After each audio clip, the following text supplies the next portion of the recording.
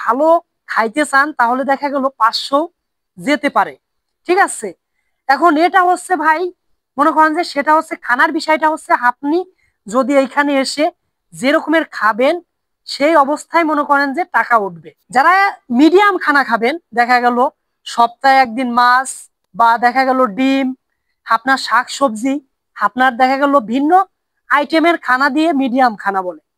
এখন এই খানার জন্য আমাদের কোম্পানি কত টাকা রাখে একটা লোকের? আমরা মনে করেন যে ভিন্ন ভিন্ন কোম্পানিতে মনে করেন যে খানা দেয়, ঠিক আছে, আমাদের কোম্পানিতে আর কি দেয়। এখন একটা লোকের জন্য কত টাকা সৌদি আরবের এক মাসে রাখে একটা লোকের জন্য? এখন মনে করেন যে যারা মিডিয়াম খানা খায় তাদেরকে আপনার প্রতিটা দিন হিসেব করে হচ্ছে 10 থেকে 15 রিয়াল। আপনার যারা মিডিয়াম খানা খায় আপনার মাস গেলে আপনার 350 বা 400 রিয়াল মিডিয়াম যারা খানা খায় তাদের খরচ।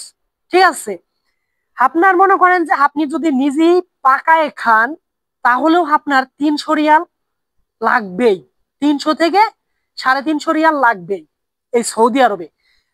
আর যদি মনে করেন যে ভালো খাইতে চান তাহলে দেখা গেল 500 যেতে পারে। ঠিক আছে, এখন এটা হচ্ছে ভাই মনে করেন যে সেটা হচ্ছে খানার বিষয়টা হচ্ছে আপনি যদি এইখানে এসে যে রকমের খাবেন সেই অবস্থায় মনে করেন যে টাকা উঠবে। ঠিক আছে, এই সৌদি আরবে মনে করেন যে যারা অনেকেই ফ্রি ভিসায় আছে তাদের, ঠিক আছে, অনেক টাকা খরচ হয় যা বলার বাহিরে। সে আগের মতো সৌদি আরবে যে ফ্রি ভিসায় আসলেই লক্ষ লক্ষ টাকা ইনকাম করে দেশে পাঠাবেন সেটা কিন্তু আগের মতো নাই। অনেক খরচ আছে বর্তমান।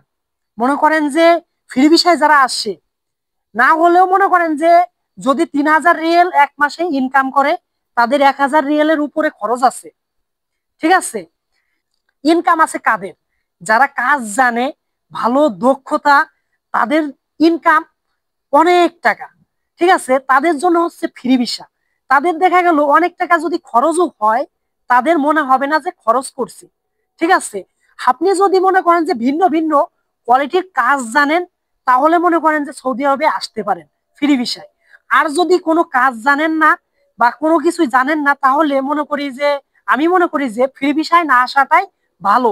কারণ হচ্ছে মনে করেন যে বর্তমান খাওয়া খরচ, তারপর হচ্ছে দেখা গেল আকামার বিল, অনেক বিল আছে।